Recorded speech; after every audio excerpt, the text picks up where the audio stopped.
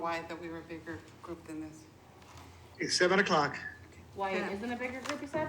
And we're gonna hit record. Hold on, it's not recording. Yeah, it's recording. Good evening, everybody. It is 7 p.m., so I'm going to call to order the meeting of the Human Affairs Committee, March 14th, 2022, in the Aldermanic Chamber and via Zoom teleconference, which meeting link can be found on the agenda and on the city's website. Clerk, if you'd like to call the roll. I most certainly will. Alderman at Large Shoshana Kelly. I'm here. Alderman at Large Melbourne Moran Jr. Is not present. is not present. Alderwoman at Large Gloria Timmons. Here. The clerk, Alderman Klee is here, and Alderman Lopez. Okay. And my notes say that Camille is here, but I don't see Camille here. Is No, Camille the only online? person here is, and also online, Mr. Chair, is Alderman Thibault. Oh. Okay. Who's online? Gouveia? Derek. Oh, So technically, he's not a committee member, so we don't need him for quorum. No. But I will welcome Alderman Thibault, and we can dispense with the usual identifying where you are and all that stuff because Right. you're not on the committee. Exactly. You're a guest. Welcome. Okay, so first we have public comment. There's no members in Zoom. There is, but nobody's got their hands up, yes. Okay, I see one new member. All right, seeing no public comment, any communication? There is none. Any unfinished business? There is none. New business resolutions. Yes. Make sure I check his. R-22-001, relative to the acceptance of $69,564 from the State of New Hampshire Department of Transportation into Transit Grant Activity Federal Transit Authority FDA operating grant. I do not see Camille. I do see a Oh, Matt I'm Sullivan sorry. though. Yes. So Director Sullivan? if Director you- Sullivan is here. Yeah. Do if you wanna would make like the to take a motion seat, first? You're welcome to, depending on how long your presentation will be. I will speak very briefly to the matter. I am Camille Correa this evening. I'm Director Matt Sullivan for the Community Development Division. These matching funds are part of funds used to match FTA transit grants for operating expenses. These are specifically passenger-related expenses such as fuel and wages for the day-to-day operations of NTS, and also to pay for our third-party operating contractor, First Transit. These are also matching dollars for those purposes as well. Just as a note, fuel for vehicles is not covered under this sort of item here. It is covered here rather than as part of the capital request for funds. These NHDOT funds, these matching funds, are appropriated to all transit systems operating in the state of New Hampshire as part of their FTA matching dollars. This is an apportionment that we receive as the city of Nashua. That's the extent of my presentation. I'm happy to answer any questions that you might have, and certainly, hopefully, I can answer them. If not, I'll get further information to you at a later time. Alderman Clee? Thank you, Mr. Chairman. Director Sullivan, you were talking about matching grants. So Correct. this $69,564, the city has to come up with matching grants, and if so, how much?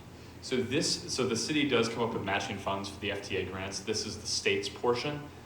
Speaking to the specific grant that this relates to, I'm not certain of the city's contribution for match funding, but the answer is yes, the city does in fact contribute a local allocation for matching funds for the grant. But this is just the state's matching? That's correct. And this is just to accept this? Correct. Thank you.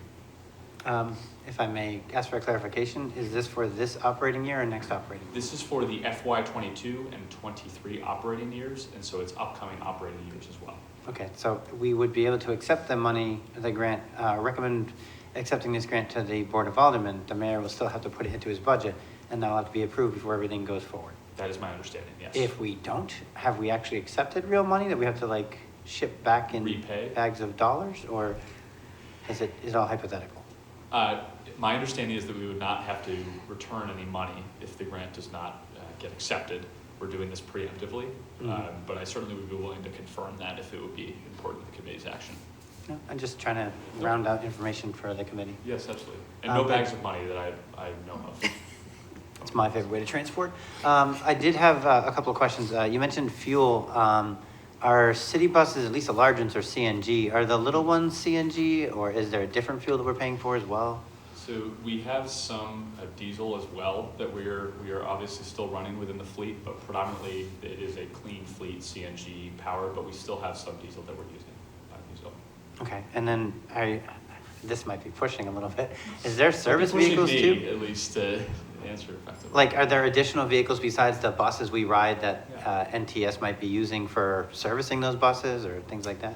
There are additional vehicles within the NTS fleet. We have several maintenance vehicles. We also have some passenger vehicles that you might see out in the streets of Nashua. Actually, just saw some today by the Transit Center Reconstruction Project. So there are other fleet vehicles that are utilized by city staff. We even have pickup trucks for parking lot and other maintenance of transit, of the actual stops themselves. And so the answer is yes, we do have other vehicles. Okay, and then my last question is, first is the transit company? First Transit, yes. First Transit, are we in an ongoing contract with them? Is this grant tied to that, or is the grant for whoever is our contractee?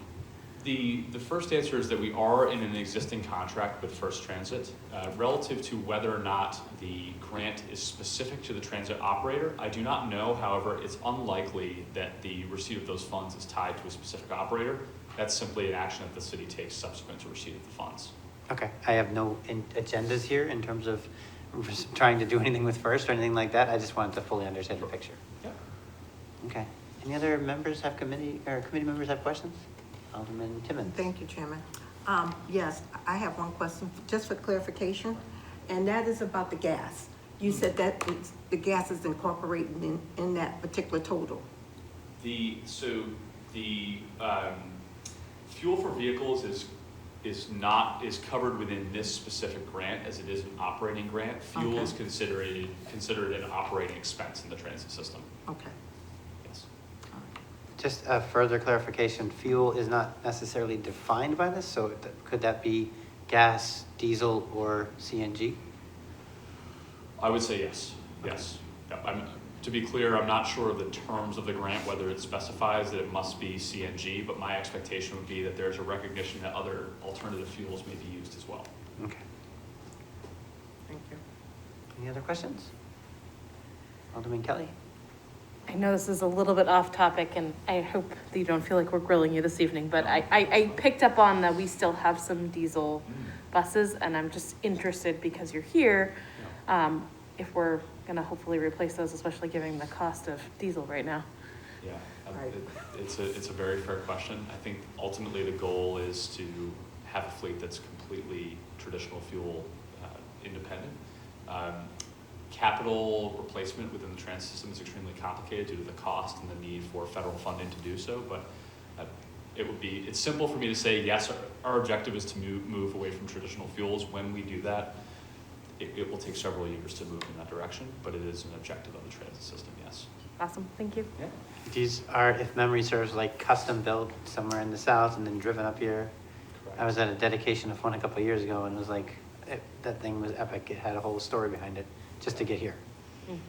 The equipment is highly specialized, as I'm learning over the last few weeks. Even we have some new vans coming in, and the equipment much of it is not tried, true, and tested on the road, and so we're often piloting equipment that has not been clearly demonstrated to operate, at full effectiveness. But yes, it is very specialized. Well, I can tell you the seats work great. No problems reported. Good. Thank you for your time. I appreciate it. Thank you, Director Sullivan. All right, so I think we should We have need to a do- formal motion for final passage. Let's Yes. consider that a presentation. Yes. But in the future, please Yes. nail me down if I don't ask for a motion first. I Yes, tried to say that. that was, yeah, Appreciate I that. was going. And Alderman Kelly, you missed my blind person briefing, but as a chair, if I don't call on you, it's probably because I didn't see you. So you could wave your hands like a T-Rex, I can see motion. Or if you think that I still missed you, it's important, you can always say, Mr. Chair, and I'll look up. Thank you, I I'll try appreciate to that. let you know in the future as well. Mr. Chairman, I motion for the acceptance, To the recommendation for final passage. recommendation for final passage, right, I'm sorry. All right, we have a motion to recommend final passage for R 22-011. All in favor? Opposed? All right. And that passes. Okay. Mr. Chairman,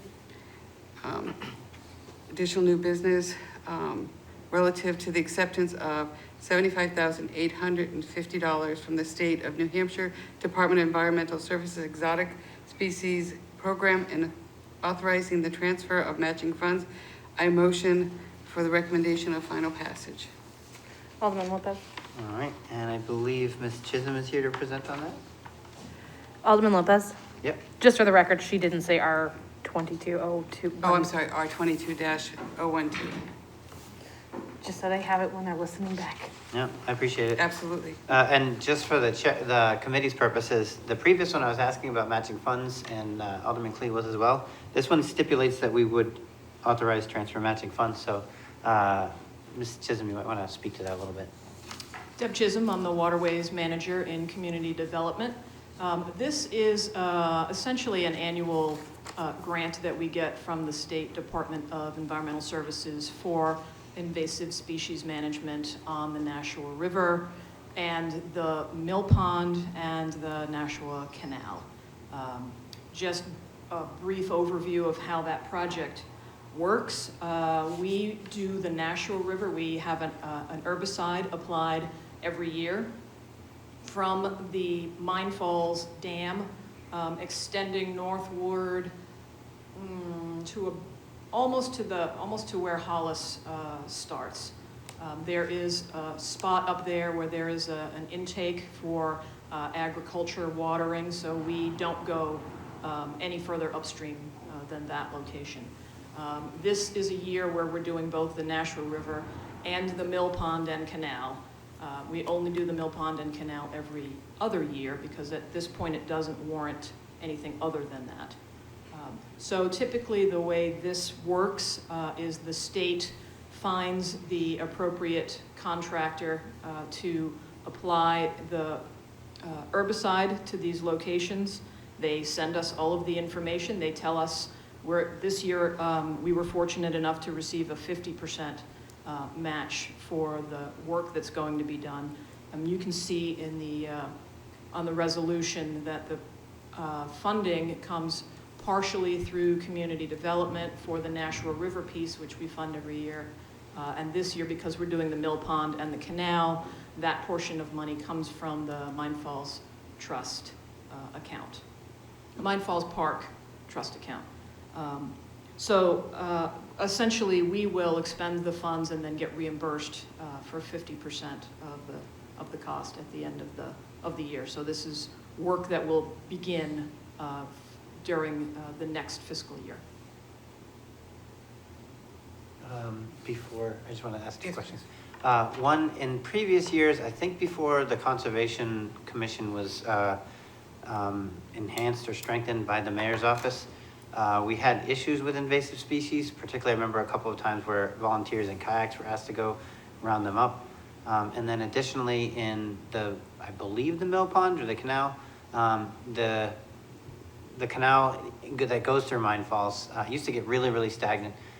Both situations look like they've improved. Is that your understanding? Well, to clarify, the herbicides that will get applied, particularly in the Nashua River, do not address water chestnuts, and that's the part that you're thinking about. We had a mechanical harvester come in into the area just outside of where where Nashua North is, so a little bit north of the boat launch there at Mine Falls. We had a mechanical harvester come in and harvest a couple of acres of that invasive species, and because of that. We still do maintenance every year where we have people in kayaks go out and pull them by hand. That's essentially the best method for upkeep and maintenance of the water chestnut. The water chestnut is not impacted by the herbicides that we put down. It's typically milfoil, fanwort, and things of that nature. Okay. Thanks for the clarification. It definitely looks like there's a lot, it's going much better, but I also think that could be just as much as more organized effort. Alderman Clee had some questions? Yeah, thank you so much, Mr. Chairman. So I understand that they're picking up 50%, which means that we're doing an equal $75,850 from the city, and I assume that was already part of our current budget. Is that correct? Some of it is from our current budget, yeah. Is this also a 2022, 2023? The Expense? actual, we don't allow them to do any of the actual work until July 1st. Okay. They might actually start with notifications and getting all of their license and permits in place ahead of time, but we don't typically allow them to start the work until July 1st, because we'll be paying them out of the next year's budget. So if I may follow? Yep. So the matching funds will be budgeted in fiscal year 2023, correct? Correct. Okay. And if I may also, one more. You said that this year they did 50%. In the past, how much has the state contributed? And is this about the same that we paid in, everything seems to be going up, but is this about the same as we paid in past years? This is very similar to what we've paid in past years. The cost for the contractor does go up every year. Last year, the state gave us 40% of our cost. And in years prior to that, I want to say the year before might have been 40% as well. That's good. Nice to see that. Thank you. You're welcome. Just to speak more precisely, in case I misspoke before, I just want to clarify, this includes the authorization of the transfer of matching funds. I think that would be assuming that there are the funds there, so since this is coming from next year, that would probably be a function of the budget process. I would say that, I would agree with that. Okay, so we're not earmarking anything, it's just, it has to be there first. Mhm. Any other questions? Alderman Kelly? Okay. I'm good. So the motion is to recommend approval for R-22-002. Okay. So recommending final passage, all in favor? Aye. Aye.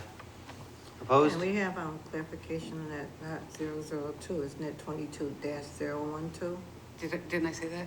I thought you said 002. Well, I'll repeat it. So this is a motion for, to recommend approval, final approval passage of R-22-012. And if we could do another voice vote, just to make sure I got it correct. Yep, so this is for recommending final passage of R-22-012. All in favor, say aye. Aye. All opposed, say nay. And that motion carries. Thank you, Alderman. Okay. New business ordinances, None? tabled in committee, There is none? general discussion.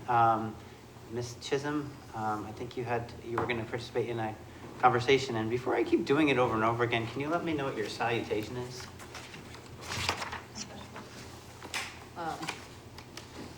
I'm trying not to trying not to tell you what my dad would say, just don't call me late for dinner. Ms. Chisholm, either. Deb, also fine. Okay, so I'm not like missing any directors or doctorates? I'm just a manager. Okay. Not just. Not just. She's a woman of many hats. Right.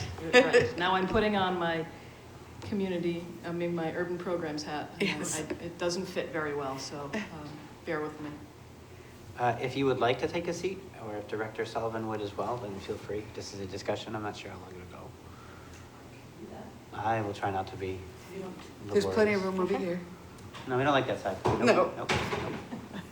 I don't blame you. That's the interview You gonna side. join us, Matt?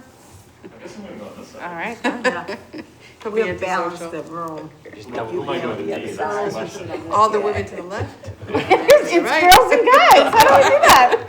Even here. Smart. Oh. Great. So, typically the CDBG grant is a process that is reviewed through this committee prior to recommending a slate budget, as it were, to the full board. Director Sullivan or Ms. Chisholm, whoever would like to start introducing what we know and what we're anticipating doing. This is for discussion, so we're not expecting to act on anything this evening.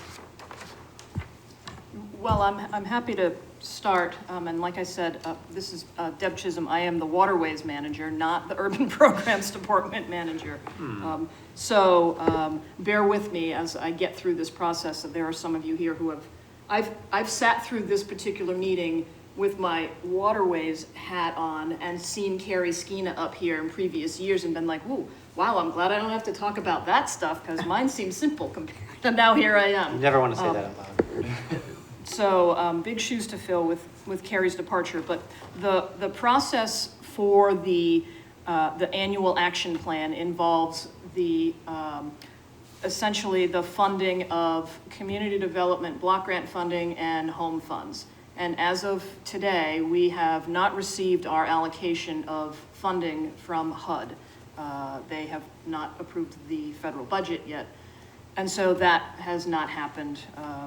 So essentially, the numbers that I had provided to y'all in a spreadsheet are still really draft numbers, because basically what we're looking at is what we had received last year for funding, and assuming it would be something similar. So that sort of gives you a ballpark with which to work when evaluating what the applicants, the nonprofit applicants, had submitted. So they had, we had applications from the Plus Company, Adult Learning Center, Boys and Girls Club, Nashua Children's Home, Nashua Soup Kitchen, Gateways, Area Agency, and Opportunity Networks.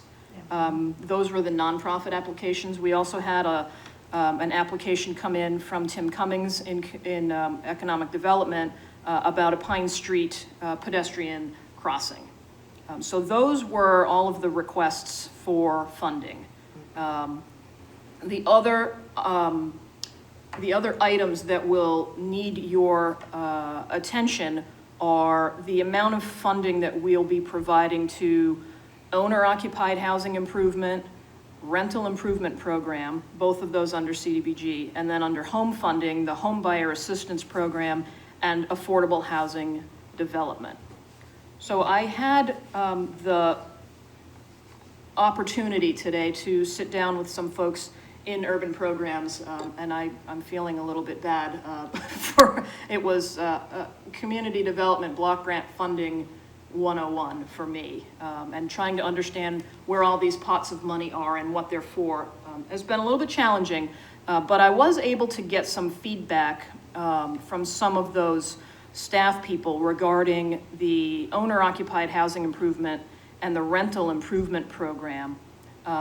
It does seem that lately we've been needing more money for owner-occupied improvements than rental improvements.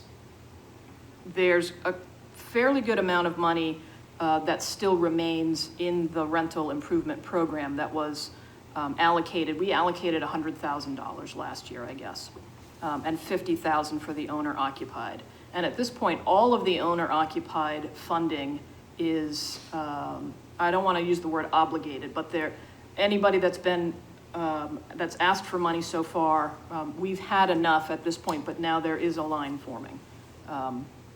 So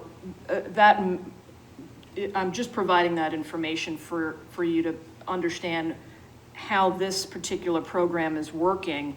It is a first come, first serve type program. So, if there are people that are out there that want to do rental property improvement, please step up, because we have more funding available for that right now than we do for the owner occupied. And in addition to that, relative to the portion that is considered home funds, the home buyer assistance money that we had put aside last year was $55,000. And to date, none of that money has been spent. My understanding is that there's not, at this point, we don't really have a strategy on how to actually get that money out the door.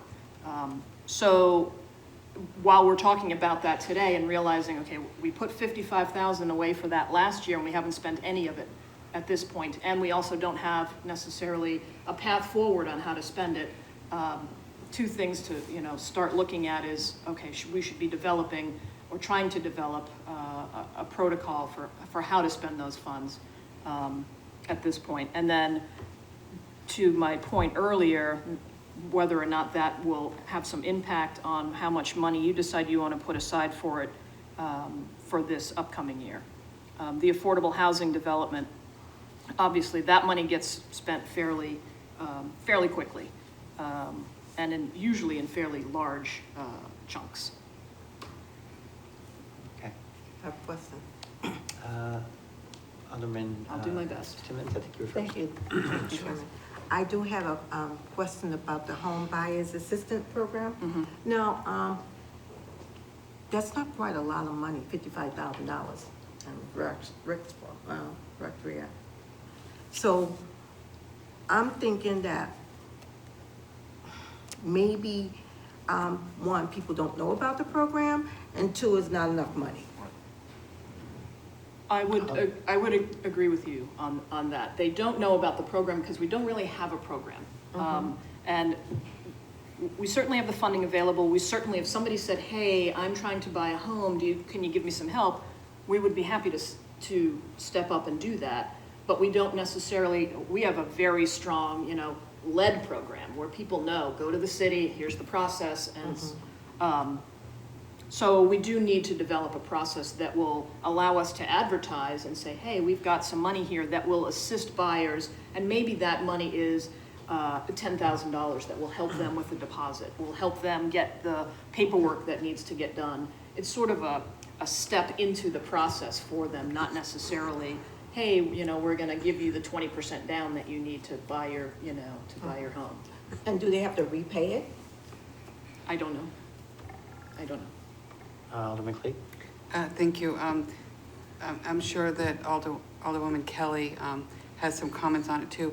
I believe this was actually just created last year, was it not? So it was brand new. We'd had the rental, but we just started the home, and we kind of started the fund there with the idea that we would be creating the program as we went along. There were a lot of employee shift changes during that time, and I think that's probably where we may have lost our messaging. But I do remember Ms. Gina and coming to us and talking to us about this program. We funded it for the first time. I think once we have a criteria, we may want to swap the funding between the rental and the homeowners, because we did not have one for homeowners, and that was some of the issues we were getting, are that some of our older people with income problems and so on were having some issues. We had a loan program, but we didn't have a kind of a grant type program, and perhaps Director Sullivan can add to that. Director Sullivan?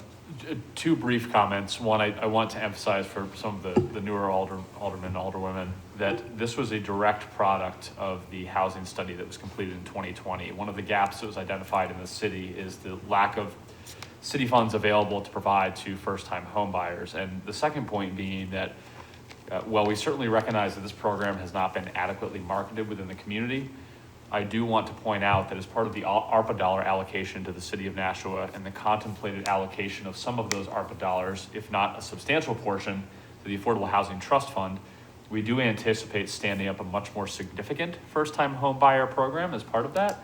And so I hope that through the ARPA dollar effort and working with our consultant, we will be able to create a much more program-strong approach to getting these dollars out in the community than what we currently have today. So certainly well-intended to install it as part of last year's program, just having challenges actually implementing it and marketing it in the community. Director Sullivan, do we have any partners in the community that work with us? Habitat for Humanity, NeighborWorks, any of the real estate companies We do. that are aware of this? We do, particularly in the nonprofit housing development side. We do have really strong partnerships with the developing community there, as well as private developers. However, I think even with that group of stakeholders, our efforts have not been strong. And so we need to leverage those partnerships and those connections to ensure that we're actually getting those dollars out. I will say on the home buyer side, it's a bit more incompatible with some of that development community that I'm talking about.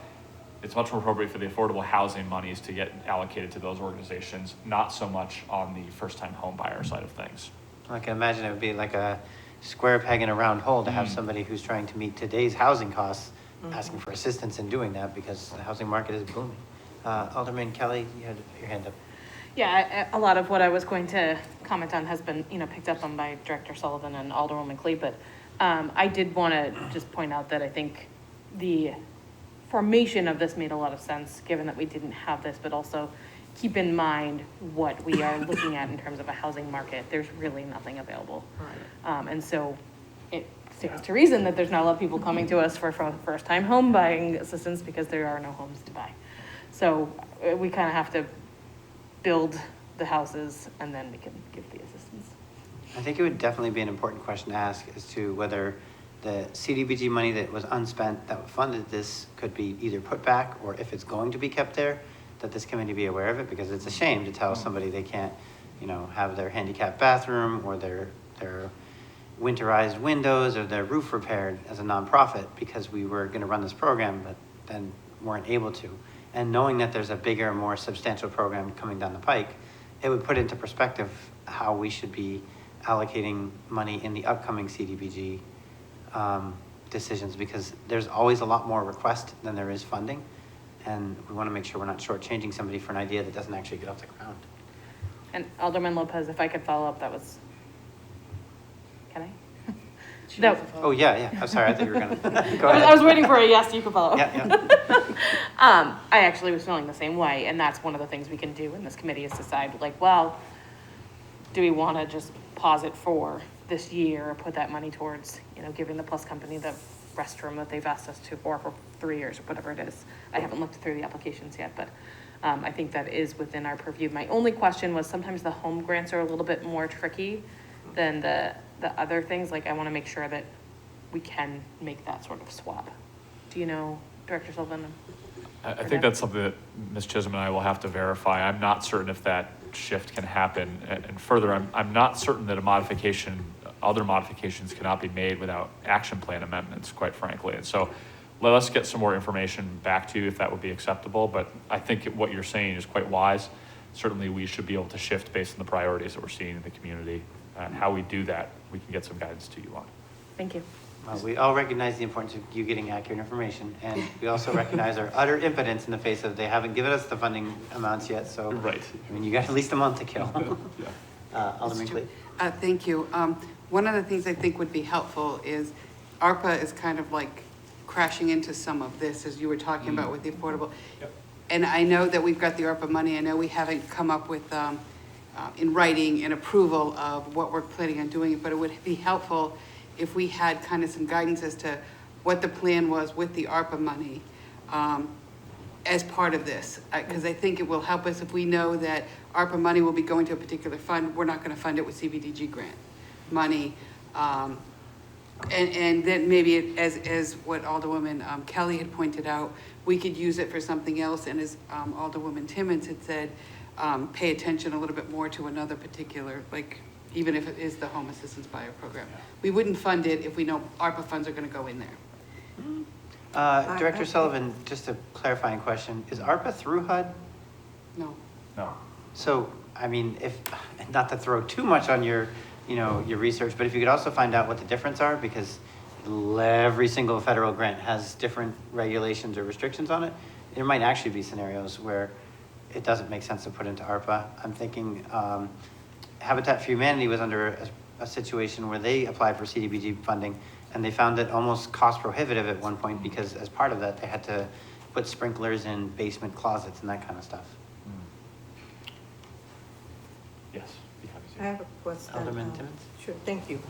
Shifting the money from one source to another source and perhaps losing the $55,000, that might be tricky to get it back. And sometimes when you don't use it, you lose it, or you shift it, you lost it that way as well. So I don't know if shifting it to another program is really the better idea to do it at this particular time.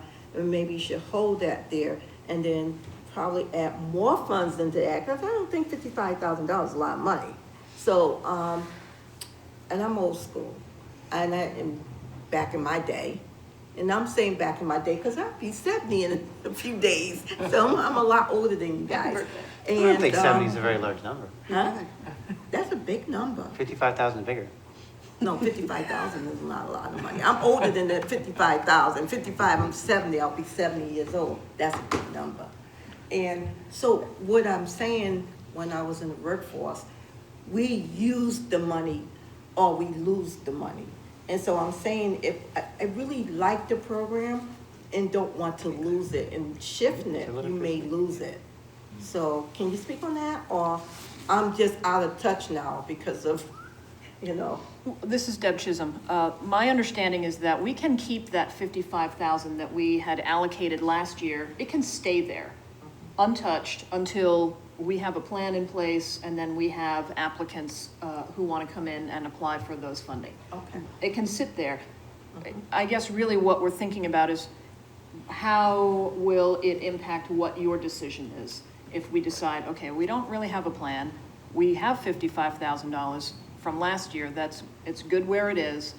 Do we put more money into that activity this year, or do we, as Alderwoman Clee had suggested, perhaps wait a year, get the plan in place, figure out what the ARPA funds will be used for, and then move forward that way.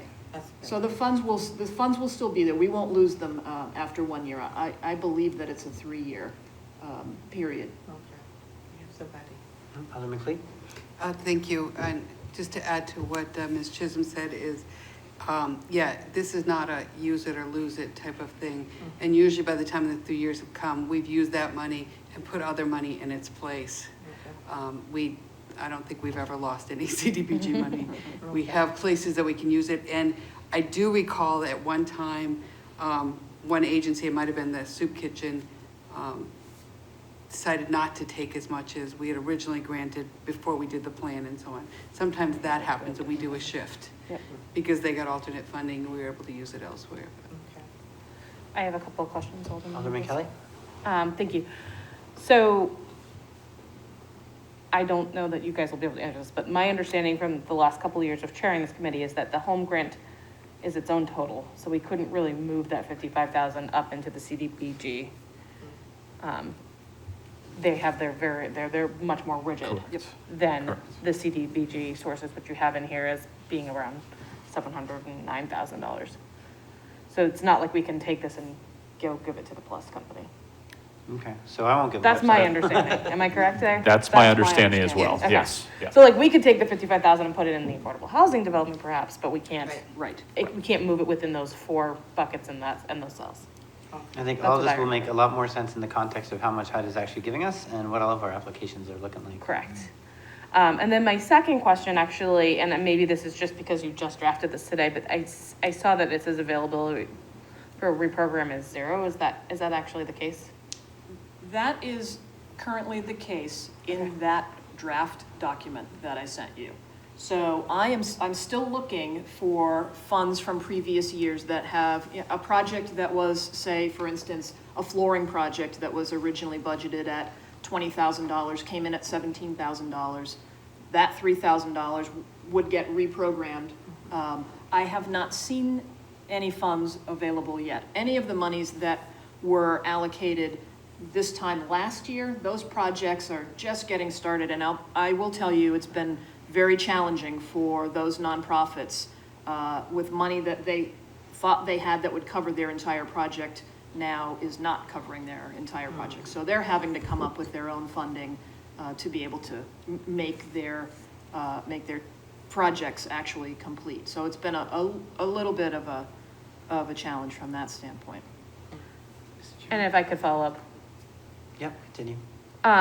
as you go through that, I would just be interested to hear like how they are with their projects and, you know, where they ended up, because I know that the cost of everything is going up and up and up. Well, I would like to give a shout out to one of the staff folks, Mike Youngers, who was very proactive with all of the CDBG applicants this year, working with them to understand what their projects were, to make sure that what they were providing to the urban programs and then you guys, accurate numbers, quotes from actual contractors, so that they would know, okay, well, we thought the flooring was only going to cost $10,000, but it cost $20,000. He was very, very great with working with them to make sure that the numbers that they were providing us would be covering the whole project.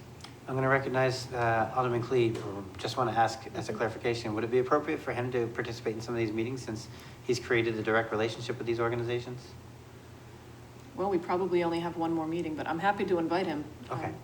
Sure. Thank you, Mr. Chairman. What Alderwoman Kelly had commented was some of what I wanted to say, and something I'd mentioned to you earlier. One of the questions I always ask, and I think Alderwoman Kelly does the same thing, is if you don't get the funding that you're asking for, will you be able to find other sources, or will you be able to complete the project? So like what Alderwoman Kelly said, I'd be very interested to find out how many of them have deficit projects now because of the increase in cost, and are they gonna need additional funds to be able to do that? Are they coming in for more grant money this year? What is the status? I think getting an update as to where the projects are from last year would help us especially if the same person's coming in with another project. We may have to say to them, should you finish the other one first before we started the next one? And would you be, et cetera. So I think it would be a good idea as to where their projects are in light of the additional costs, if that's not too much to ask. There's additional context to consider too with the, what used to be reviewing comment, the Mayor's Advisory Committee. Yeah. Some organizations that are applying for money here also apply for money there. They may have been approved for things there, and organizations that were turned down may also be applying here. So in general, I would imagine, Ms. Chisholm, that there's a question saying, do you receive money from other city sources that we could see? Yes or no? I can find that out for you, yeah. Okay, that'd be helpful. The Citizen Advisory Committee of which you speak has essentially just wrapped up their evaluation, which was a considerable list of applicants for nonprofits. It was, they spent weeks going through all of their applications, and I just saw from Mr. Tolersky the results of that evaluation. Alderman Timmons and I were there for those. The process that you're anticipating, you'd said there's only one more meeting. Were you going to present all of the applicants and HUD's estimates, and we were going to do that in one meeting? Because typically it takes multiple meetings for this committee. Yeah. The next meeting, April 11th, is going to be the second public hearing. And I'm happy to invite the nonprofits that have, that submitted their applications to attend and provide you the opportunity to ask them any questions at that point. If you have questions before then, I'm also happy to reach out to them and ask specific questions as well to provide you with the information you need in your decision-making process. Well, we'll certainly need to know what HUD is presenting, and we would need to know that in the context of places that are applying, which we haven't had the opportunity to see yet. I know we did have a public hearing where we said we would have that information available. Are you still hoping that the actual HUD amounts and applications will all be ready for that in that public hearing? I'm hopeful that the HUD amounts will be available at that public hearing. Until those HUD amounts are released, everything is considered a draft and could change at a moment's notice. Right, because essentially we don't have legislation to discuss, and so we don't have legislation to agree or disagree on, or to make any decisions on. So we haven't exactly started yet. Alderman Clee? Thank you, Mr. Chairman. We could still have the public hearing to get, based on their applications and so on, and then when we did get the funding, we could at that time debate and discuss as to how much of each of these we could fund, and just to keep the ball rolling, and not have to wait till we get the HUD funding, and then have to scurry to try to get the money out.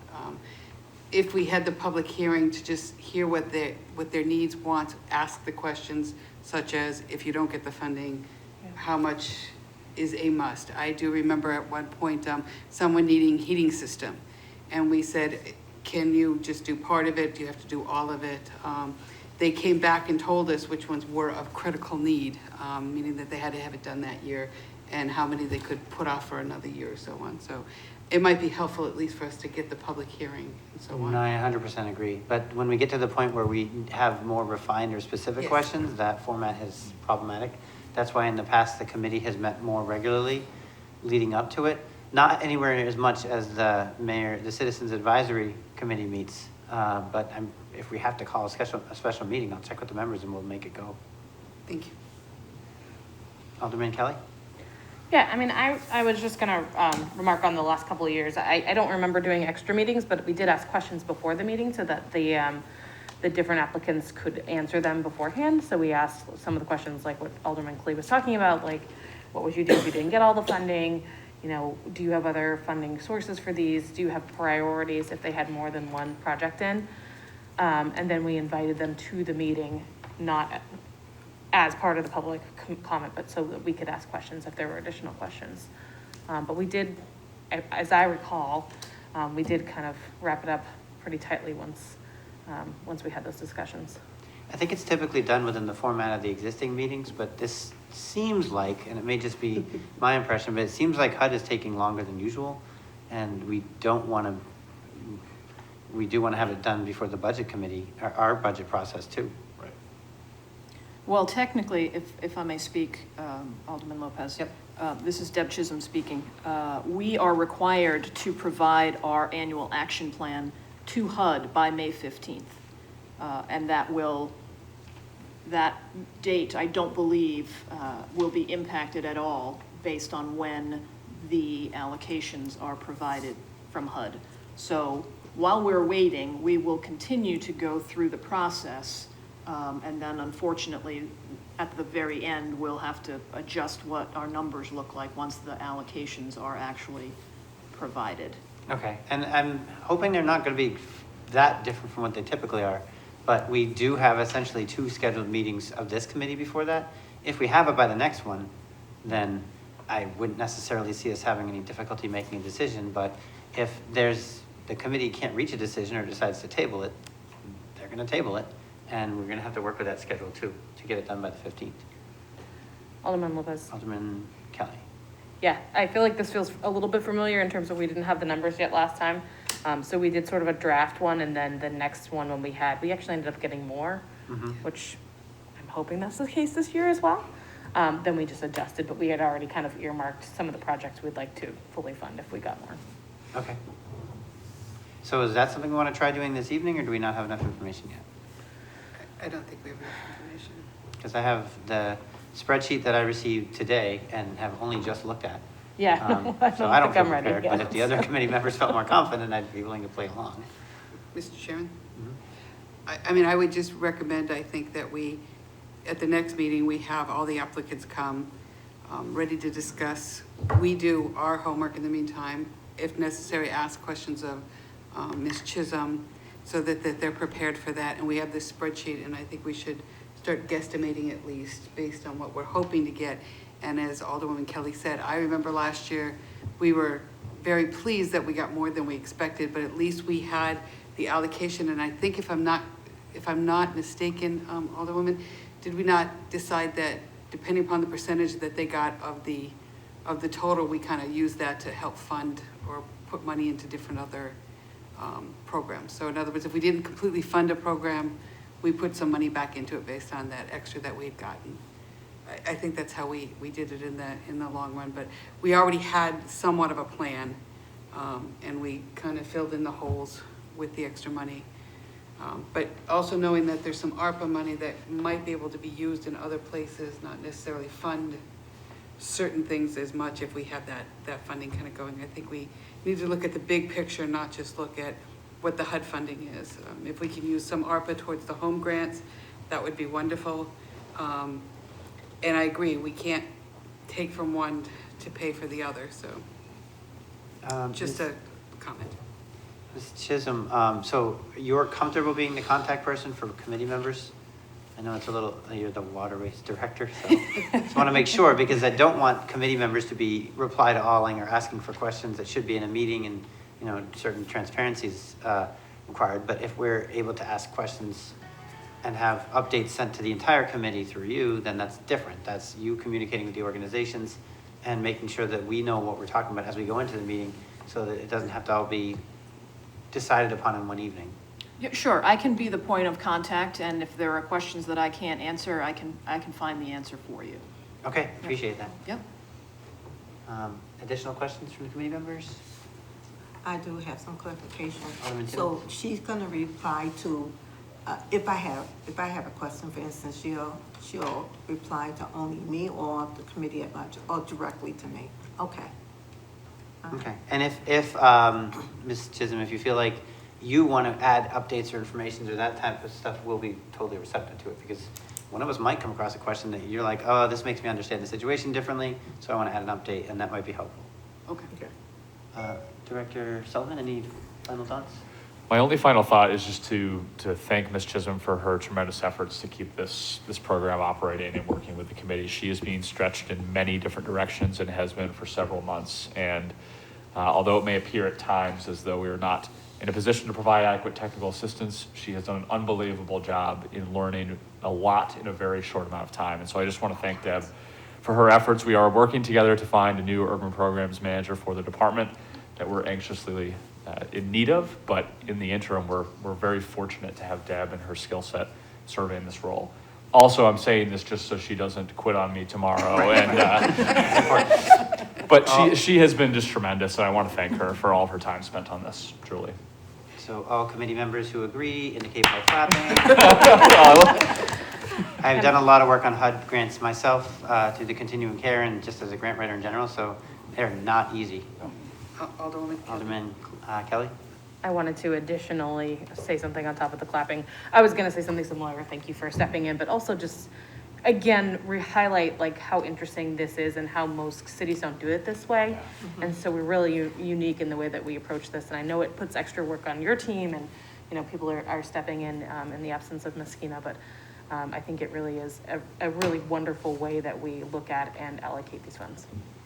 Yeah, I would like to second that. Nashua has a unique relationship with our nonprofits. We rely on them very heavily to provide services that otherwise would go overlooked. And that saves taxpayers a lot of money and a lot of resources. And, you know, I think we do it pretty well in a lot of areas, as much as there's always more to do. But that doesn't come easily. And it's city staff that's keep their eyes on what's important, who has the most need, and who's able to do the most good in the community with what we do have. So thank you. Any further questions? All right.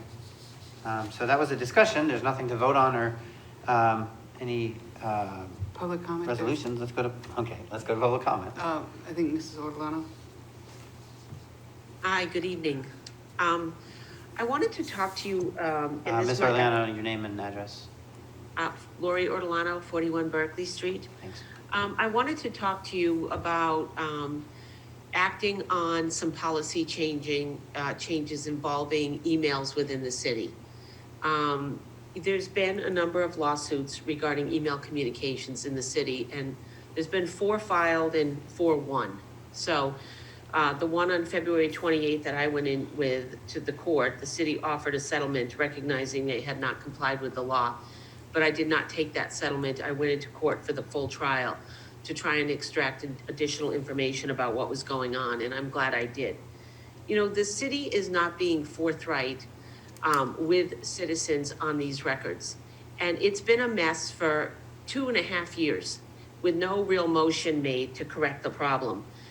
The city has an email retention policy, a written policy that says emails are retained for 45 days in Microsoft Outlook inboxes unless they're moved into an archival folder set up by the employee. It's a 45-day purge policy.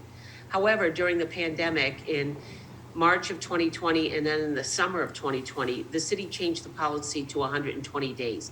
Originally 90 in March and then 120 in the summer.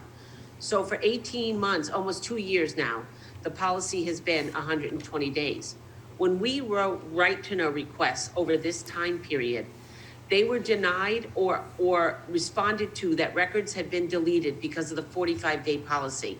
And in court, I learned that Ms. Kleiner believed that it was appropriate to give us the errant 45-day policy as a record and not tell us or correct that it had changed because it was temporary, even though our record request complied to a specific date.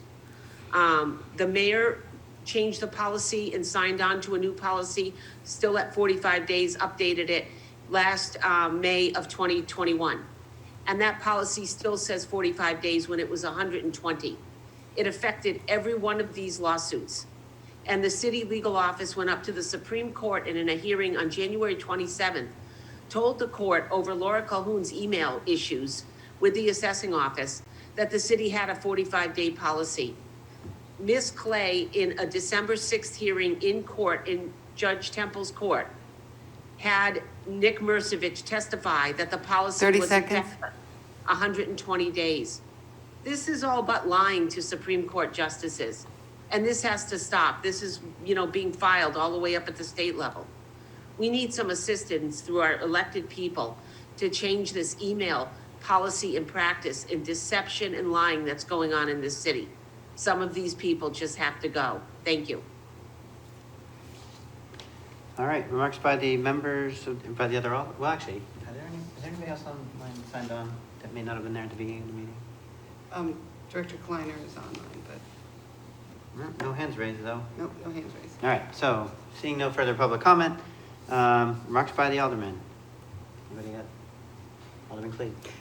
Thank you, Chairman. I just want to remind everybody for the Ukraine flag raising on Wednesday at 5:30. It's Wednesday, right, the 15th? Thought it was tomorrow. It's tomorrow, I'm sorry, tomorrow. Today is 5 days. Oh, my goodness, Yeah. I can't even keep track of the day. Tuesday. Right, Yeah, that's right. Yeah, I'm sorry. I'm trying to reschedule my birthday. Tomorrow at City Hall Plaza at 5:30 PM, am I correct? Yes, we will see you tomorrow at 5:30. For the Not flag me, raising. I will probably be in Concord. Okay, well, you'll see me. I'll be there. I'm sure many people will be. Yes, I will be. So that'll be on City Hall Plaza. Additional 5:30. comments? On Thursday, St. Patrick's Day, one way to celebrate it is to give to others. So in the Operation Enduring Welcome organization is hosting a fundraiser with Joanne's Kitchen, where you can sponsor a veteran, like a corned beef and cabbage meal for a homeless veteran for $7. So if you go to Joanne's Kitchen on Main Street, you can do that, you can participate in that, and then on St. Patrick's Day, their meals will be delivered to them. So if anybody's interested, feel free to participate. No non-public, obviously. Can I get a motion to adjourn? Mr. Chairman. Alderman Kelly? I'm sorry. I move to adjourn. All in favor, say aye. Aye. All opposed? So we are adjourned at 7:57 PM. Thanks, everybody.